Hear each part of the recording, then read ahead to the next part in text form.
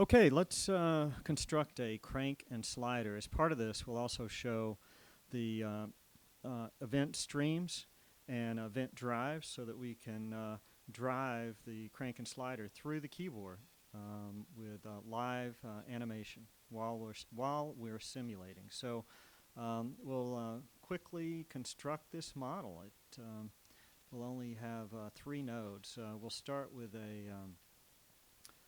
we'll make this a clamp, and that will be the ground, right? So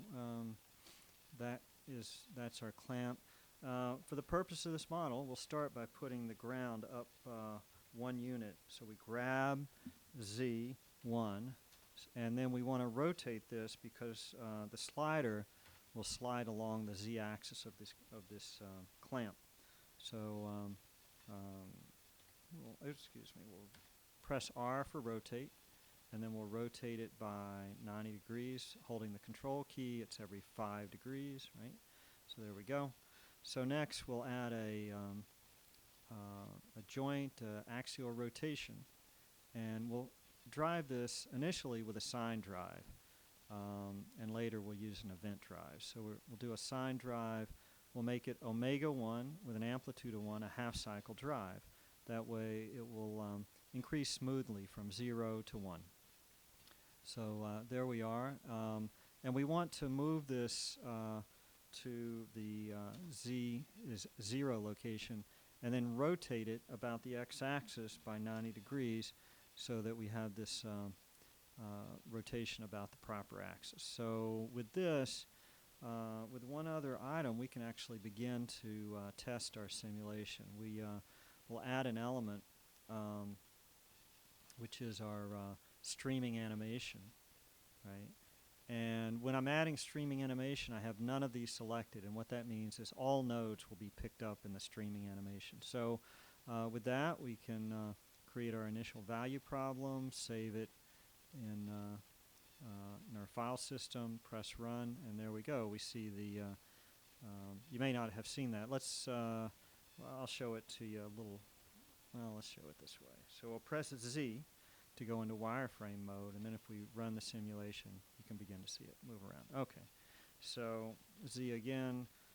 Let's add a crank to this. So we'll add a node, a rigid offset, and this rigid offset will be in the x direction by 1, right? And we will call this the arm. And by the way, we'll call the other object the crank. Okay. And if we want to look at this, right, we could do selected objects, object specs. We'll call this the ground. Right, so we have a ground, you can see down here, right? We have a ground, we have a crank, and then we have a arm. So if we simulate this, right, woo, we see see it spin around. Okay, that's good. So now we need one other object, which will be the distance joint from here. So let's put in a joint, distance joint, and let's make this at the x equal 4 location. We also need to move it up 1, and that is because this is the slider, and it will slide along the ground, or the Z direction from this node here. So, all right, we're good with that. We'll call this the slider, right? And that needs to slide along the ground along a inline joint. So we have that. There's our inline joint. And finally, we need to make this a body. So we'll call this a body with a default inertial matrix. And I believe with that, we may have something that will run. There we go. So we have our crank and slider. And now let's change our simulation.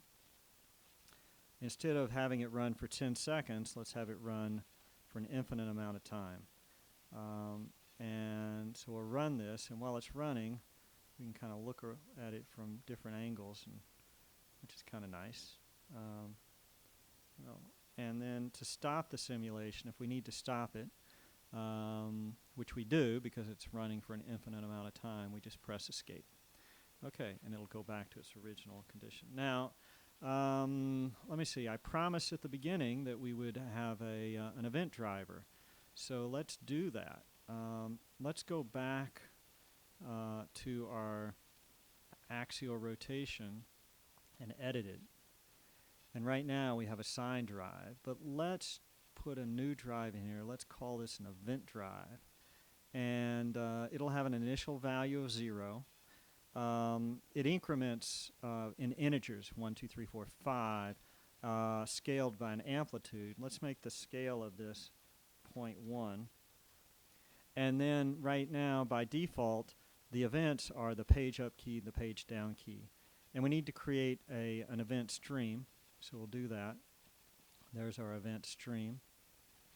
And now we should be able, with the page down and page up key, drive this. So we still have it running for an infinite amount of time.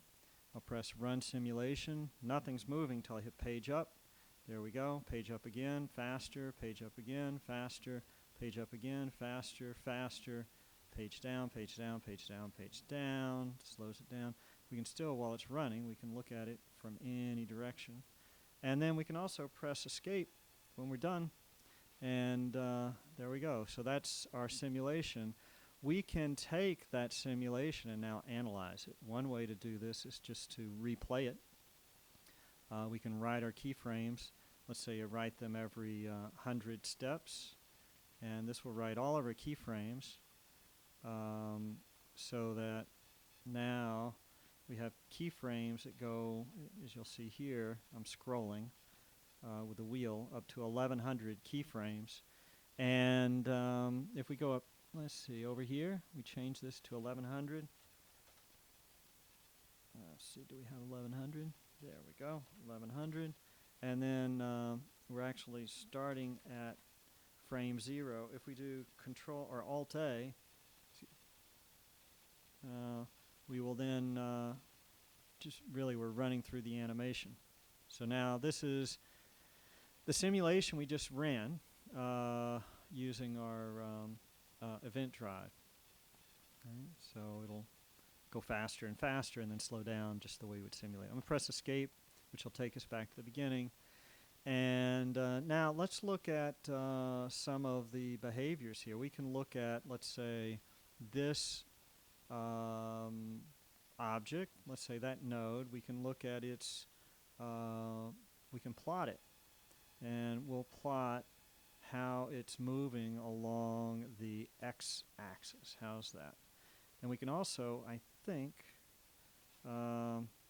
we can look at the, yeah, let's just do that. Yeah, oh, yeah, let's just do the x-axis for now. X-axis. And there we go. So this will plot the position, right? And we started at 4, and it comes all the way back to 2, and then just like this. And that's where we had 0, then we did page up, it sped it up, and then we slowed it down. So that's a slider. We can also look at, let's say, our axial rotation, and we can, let's say, plot on the axial rotation itself, plot its, well, we could plot its torque, let's say, moment about the y-axis. I don't know if that'll actually show, but we'll see. Yeah, there we go. So we get the torque. Kind of interesting. So anyway, there you have it. That demonstrates both how to build a crank and slider, the real-time animation with streams, and event drives to control it through the keyboard. Okay, that's it for now.